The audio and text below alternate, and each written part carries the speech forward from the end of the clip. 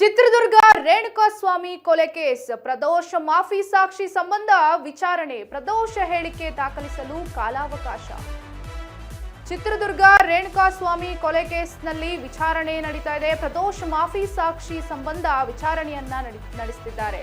ಪ್ರದೋಷ ಹೇಳಿಕೆ ದಾಖಲಿಸೋದಕ್ಕೆ ಕಾಲಾವಕಾಶವನ್ನ ಕೊಟ್ಟಿದೆ. ಆಗಸ್ಟ್ 18ರವರೆಗೆ ಕಾಲಾವಕಾಶ ನೀಡಿದೆ ಕೋರ್ಟ್.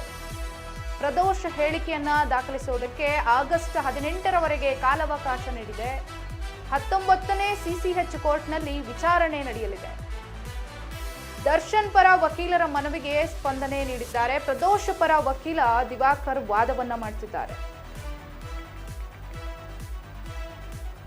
ಪ್ರದೋಷ್ ಮಾಫಿ ಸಾಕ್ಷಿ ಏನಾದ್ರೂ ಅವರ ಮಾಫಿ ಸಾಕ್ಷಿಯಲ್ಲಿ ದರ್ಶನ್ ತಪ್ಪು ಅನ್ನೋದು ಗೊತ್ತಾದ್ರೆ, ಅವರು ಈ ಕೊಲೆ ಪ್ರಕರಣದಲ್ಲಿ ಅವರದ್ದೇ ಮೇನ್ ಇರೋದು, ತಪ್ಪಿರೋದೇ ಅವ್ರದ್ದು, ಅವರಿಂದನೇ ಆಗಿರೋದು ಅನ್ನೋದು ಕನ್ಫರ್ಮ್ ಆದರೆ ಖಂಡಿತವಾಗ್ಲೂ ಇದು ಅವರಿಗೆ ಒಂದು ದೊಡ್ಡ ಮಟ್ಟದ ಶಿಕ್ಷೆ ಆಗೋದ್ರಲ್ಲಿ ತಪ್ಪೇ ಇಲ್ಲ. ದೊಡ್ಡ ಮಟ್ಟದಲ್ಲಿ ಶಿಕ್ಷೆ ಆಗುತ್ತೆ. ಪ್ರದೋಷ್ ಹೇಳಿಕೆ ಏನಾದರೂ, ಅವರ ಸಾಕ್ಷಿ ಏನಾದರೂ ವಿಚಾರಣೆಯ ಸಂದರ್ಭದಲ್ಲಿ ಅವರ ಸಾಕ್ಷಿಯಿಂದ ದರ್ಶನ್ ತಪ್ಪು ಮಾಡಿರೋದು ಬೆಳಕಿಗೆ ಬಂದರೆ, ಸಾಬೀತಾದರೆ ದರ್ಶನ್ಗೆ 14 ವರ್ಷ ಜೈಲುವಾಸ ಆದರೂ ಆಗಬಹುದು. ಕಠಿಣವಾದ ಶಿಕ್ಷೆ ಆಗೇ ಆಗುತ್ತೆ. ಪ್ರದೋಷ್ ಹೇಳಿಕೆಗೆ ಆಗಸ್ಟ್ 18ರವರೆಗೆ ಕಾಲಾವಕಾಶವನ್ನ ನೀಡಿದೆ ಕೋರ್ಟ್.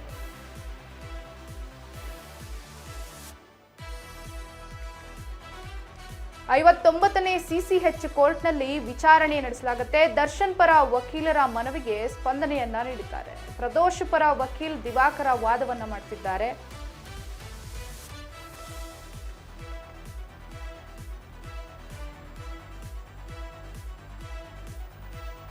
ನಿನ್ನೆ ಕೋರ್ಟ್ಗೆ ಹಾಜರಾಗಿದ್ರು ಪ್ರದೋಷ್ ಮಾಫಿ ಸಾಕ್ಷಿ ಸಂಬಂಧವಾಗಿ. ಹಾಗಾಗಿ ಕೋರ್ಟ್ ಆಗಸ್ಟ್ 18ರವರೆಗೆ ಕಾಲಾವಕಾಶವನ್ನ ನೀಡಿದೆ ಮಾಫಿ ಸಾಕ್ಷಿಯನ್ನ ದಾಖಲಿಸೋದಕ್ಕೆ. ಪ್ರದೋಷ್ ಅವರ ಹೇಳಿಕೆಯನ್ನ ದಾಖಲಿಸೋದಕ್ಕೆ ಕಾಲಾವಕಾಶವನ್ನ ನೀಡಿದೆ ಆಗಸ್ಟ್ 18ರವರೆಗೆ. ಇನ್ನು ಆಗಸ್ಟ್ 18ಕ್ಕೆ ಏನು ಕಾಲಾವಕಾಶ ಕೊಟ್ಟಿದ್ದಾರೆ ಕೋರ್ಟ್ನಲ್ಲಿ, ಅವರ ಹೇಳಿಕೆಯಲ್ಲಿ ಮಾಫಿ ಸಾಕ್ಷಿಯಲ್ಲಿ ಏನಾದರೂ ದರ್ಶನ್ ತಪ್ಪಿತಸ್ಥ, ದರ್ಶನ್ ಅವ್ರದೇ ತಪ್ಪು ಅಂತ ಗೊತ್ತಾದ್ರೆ, ಕನ್ಫರ್ಮ್ ಆದ್ರೆ ದರ್ಶನ್ಗೆ ಕಠಿಣವಾದ ಶಿಕ್ಷೆ ಆಗಬಹುದು.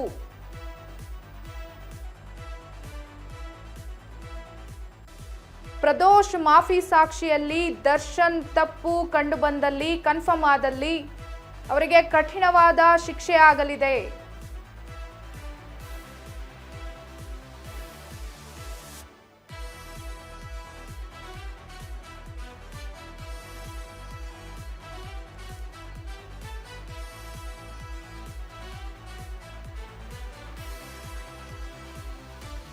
ಇದ್ರ ಬಗ್ಗೆ ಇನ್ನಷ್ಟು ಡೀಟೇಲ್ಸ್ ನ ಕೊಡೋದಕ್ಕೆ ನಮ್ಮ ಪ್ರತಿನಿಧಿ ಮೋಹನ್ ಇದ್ದಾರೆ. ಮೋಹನ್, ಯಾವ ರೀತಿಯಾದಂತಹ ಅಪ್ಡೇಟ್ ಇದೆ? ಪ್ರದೋಷ್ ಆಗಸ್ಟ್ 18ರವರೆಗೆ ಕಾಲಾವಕಾಶವನ್ನ ನೀಡಿದೆ ಕೋರ್ಟ್ ಪ್ರದೋಷ್ಗೆ.